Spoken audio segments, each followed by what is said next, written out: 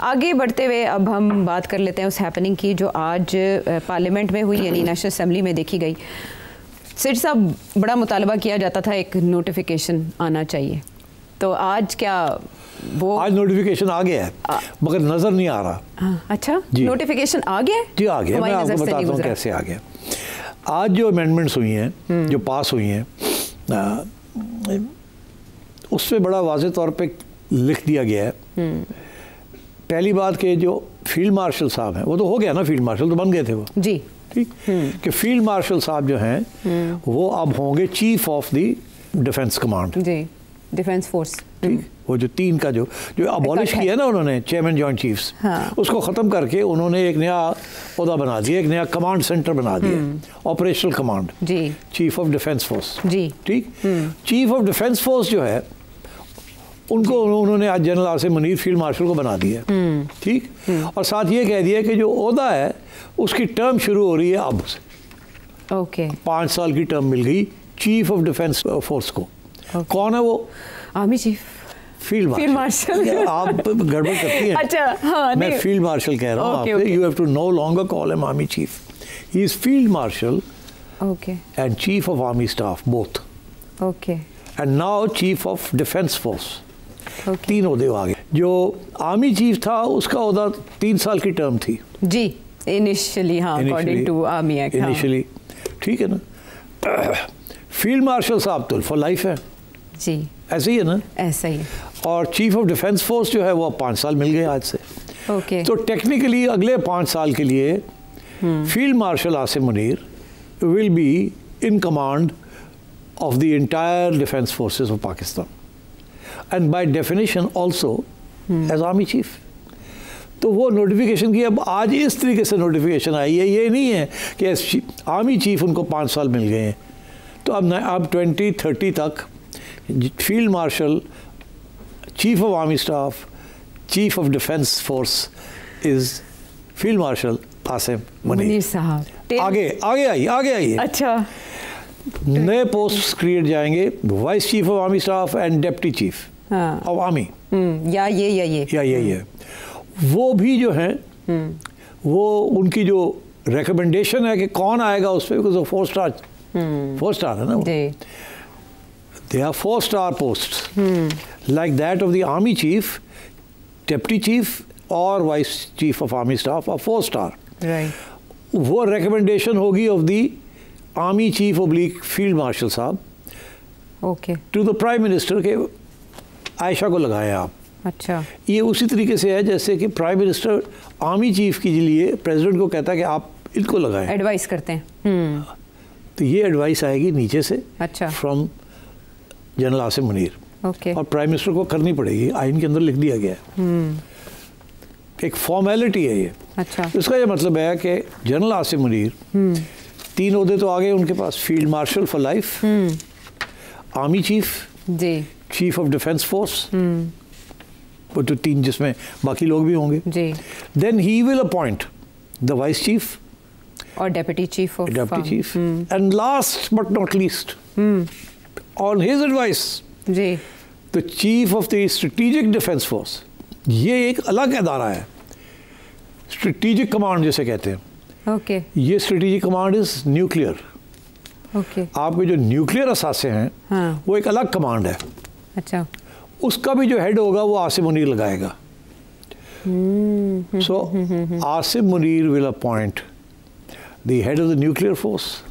Asim Munir will preside over the other 2 field marshals, right, in that committee, chief of defense force, ठीक, जी, जहाँ खुद बैठे होंगे as army chief and head of that committee.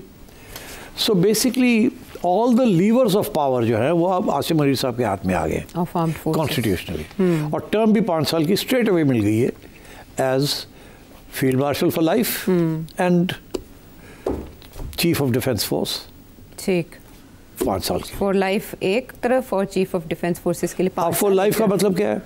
Life का ये मतलब ये है कि व्हेन ही रिटायर्स, जब भी ये रिटायर होंगे, 5 साल तो कहीं नहीं गए ना, जी जी, तो जब ये रिटायर होंगे he will continue to wear the uniform. इनके नाम के आगे फील्ड मार्शल आसिम मुनीर लिखा होगा, field marshal general Asim Munir, ठीक है, रिटायर्ड नहीं लिखा होगा। अब जब आर्मी चीफ रिटायर करता है ना तो वो लिखा होता है COS ब्रैकेट्स रिटायर्ड, जैसे general retired Pervez Musharraf, general retired, इनके रिटायर्ड नहीं लिखा होगा। और मैं जाते जाते ये एक्सप्लेन कर दूं उन लोगों को जो कि थोड़े से परेशान है कि ये ताहयात तक ये क्या मतलब है इसका। ये दुनिया में जहाँ जहाँ फील्ड मार्शल का ओहदा बनाया गया है, ये शुरू हुआ है UK में। अच्छा। ये वहीं से ये सारी बात चली है फील्ड मार्शल की, ठीक है। जर्मन्स एंड ब्रिटिश जर्मन्स में भी तो, और फिर अमेरिका में भी था फील्ड मार्शल मॉन्टगोमरी, ठीक, ब्रिटिश। उसके बाद भी 1996 तक अंग्रेज जो हैं वो फील्ड मार्शल्स बनाते रहे हैं जी। ओके, उसके बाद कोई फील्ड मार्शल नहीं बना।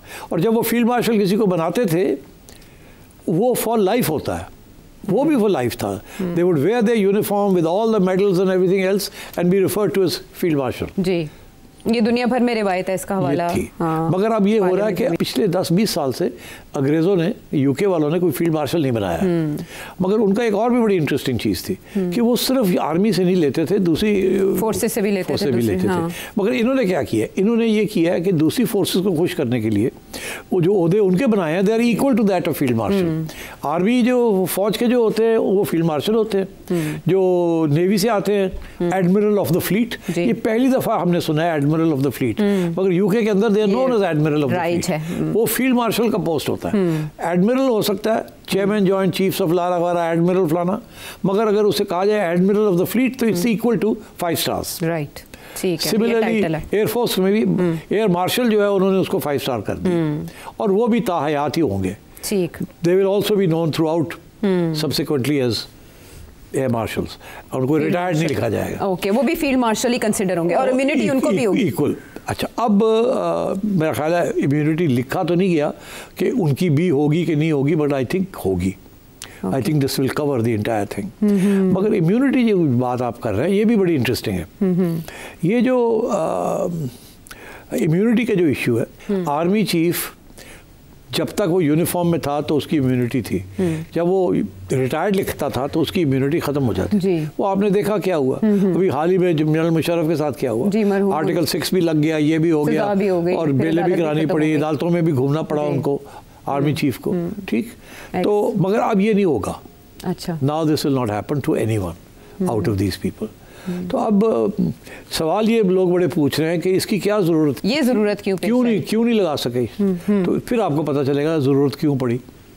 वो इसलिए नहीं लगा सके, अब जब जनरल मुशर्रफ के ऊपर केसेस हुए तो उस वक्त नवाज शरीफ साहब प्राइम मिनिस्टर थे जी,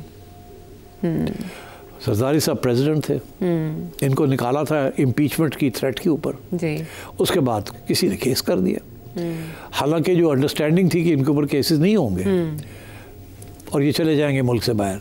मगर हुआ ये कि किसी के जरिए केस करा दिए। इफ्तिखार चौधरी साहब ने कहा था आप लेकर आए, हम बना देते हैं। तो अब इस किस्म की सिचुएशन को रोकने के लिए कि कल को फिर ना इस किस्म की कोई सिचुएशन हो जाए, अभी तो सब ठीक है कि जब हम चले जाएंगे तो ये ना हो कि उस वक्त का जो प्राइम मिनिस्टर है वो ये सोचे कि किसी से करवा देते हैं। मैं खुद तो नहीं करता, किसी से करवा देते हैं और किसी जजेस को खड़ा कर देते हैं कि करो कुछ, और उस किस्म की हरासमेंट जो मुशर्रफ साहब की हुई थी वो फिर से शुरू हो जाए। ये अब खत्म हो गई है। अब इन चीज़ों को इंस्टीट्यूशनलाइज किया जाए ताकि और कोई मसला ना हो। ठीक।